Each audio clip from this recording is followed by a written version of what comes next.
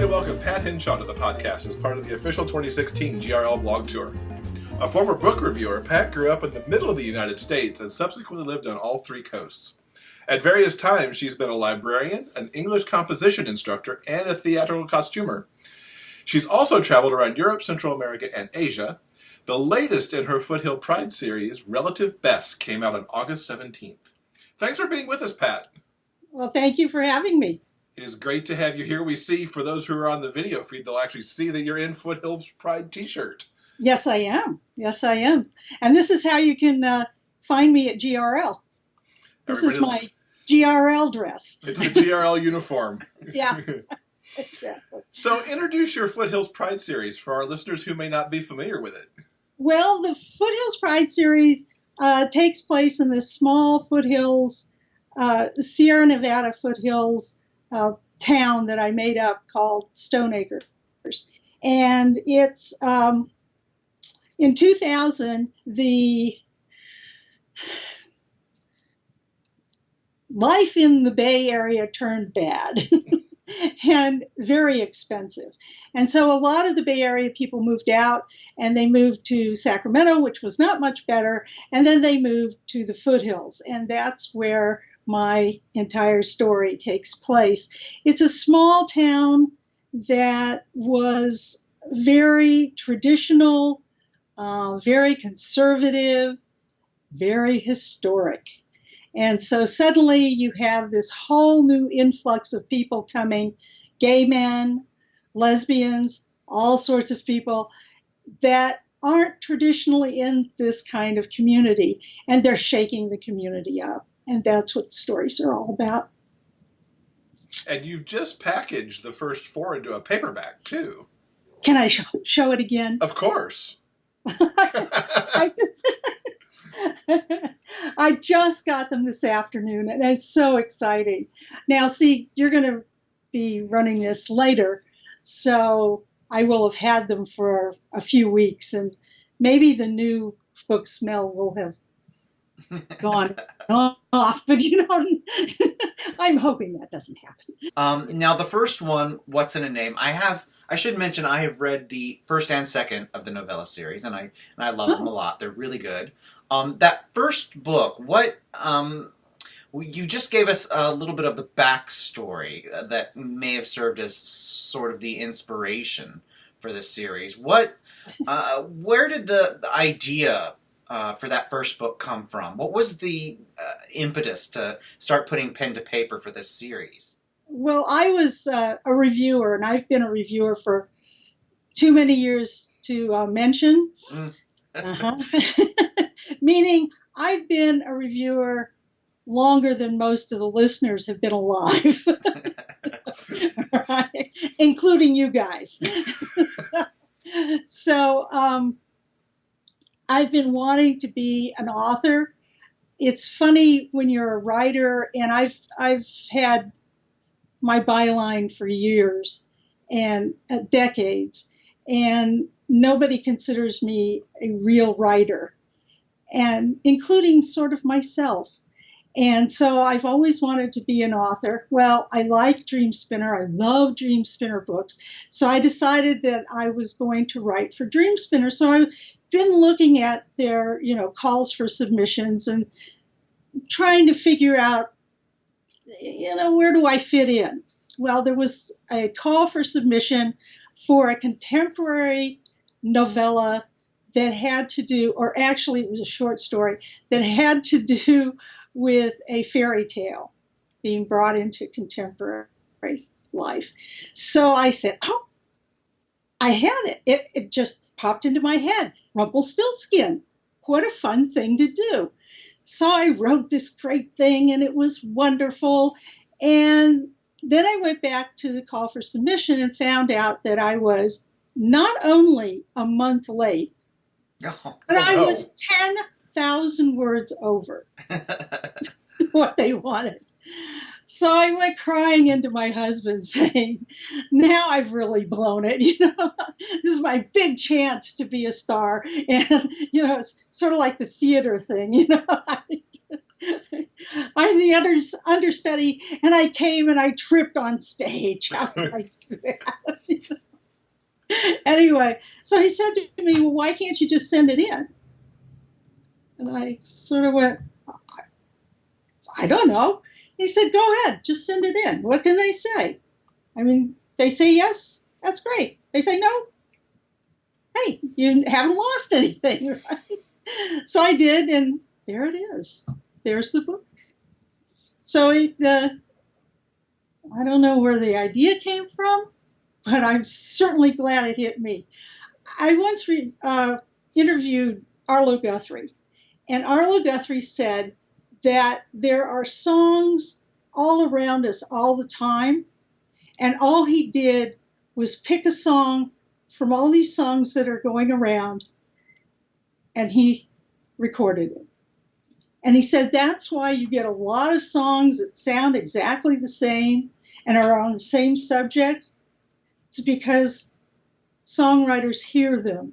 And I figure novelists and writers are the same way. Mm-hmm.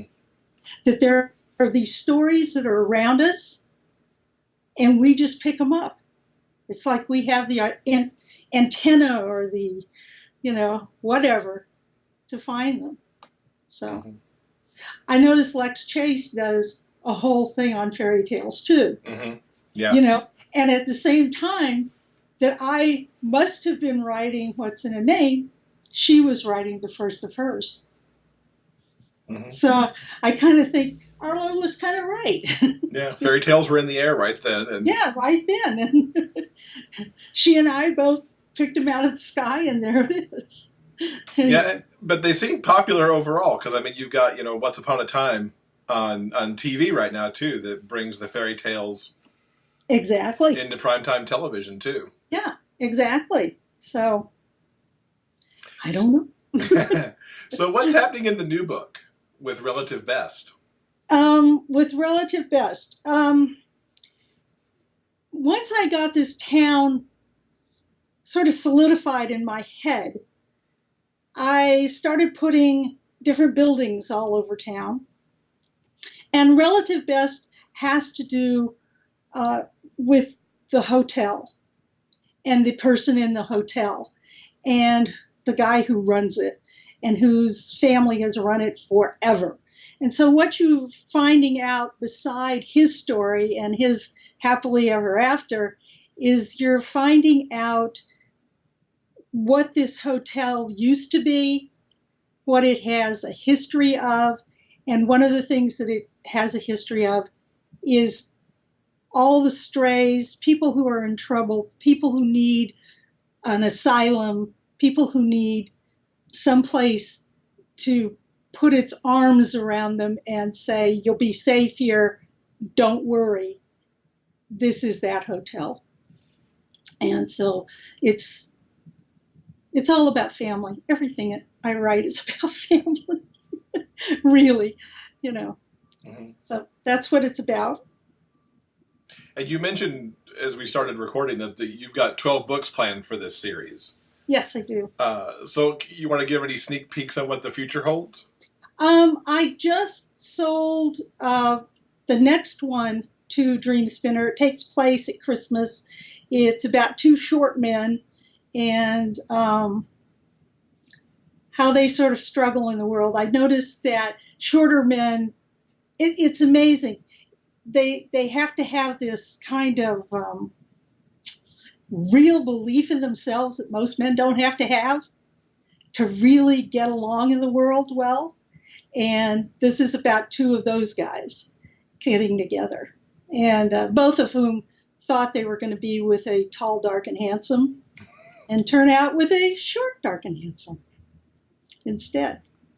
So it's called Short Order. It's coming out in December or January. And I'm working on the one after that right now that's called Seared. And it's about a guy who's going to start a new steakhouse where Tommy's Steakhouse was. I can't tell you more because then I tell you why Tommy's Steakhouse closed. Yeah, we don't want to give anybody spoilers. We wanted to pick up the books. Anyway, but unfortunately, Tommy isn't quite the entrepreneur and steakhouse owner that he thinks he is. And so his place has to close, and a new guy comes in who's sort of like Penn Jillette. Okay. Do you know who Penn Jillette is? Yeah, interesting. Yes. Anyway, he has an idea that what Stone Acres needs is a Casa Bonita. Okay. So sometime in 2017, we'll get to find out what that's about. yes. So that's on the books. Let's see. What else is happening? Oh, I have an audiobook in the works. That's exciting. What's in a name is going to be an audio. So I just had the audio auditions, I guess. Yeah. And are your books in audio? I've got one that's in audio. Okay, so you know what the drill is. Yeah. And you get to hear some other people's ideas of what your book is. and you listen to some of these and go, what book are you reading? It certainly isn't mine. But anyway, so I just went through that and picked a narrator, and I really like him. So that's supposed to be out in October, so I'm hoping it's in time for GRL, because that would be kind of fun. Yeah.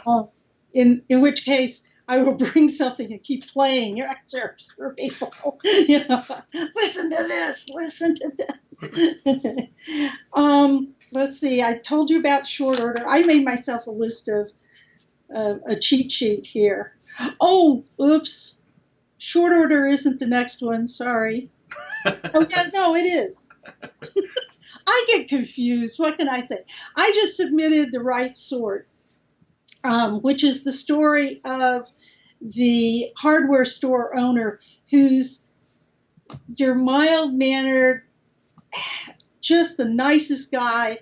This is the old nice guys finish last, only they don't in this case, But he's just a wonderful guy, just the kind of guy, anytime anything goes wrong with your house, you want to call up and say, hey, Frank, come over here.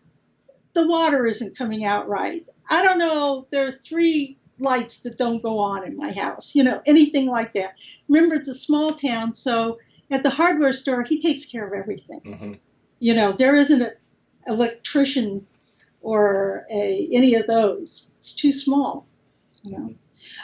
It's the small town where my son-in-law grew up, and he is now moving back there.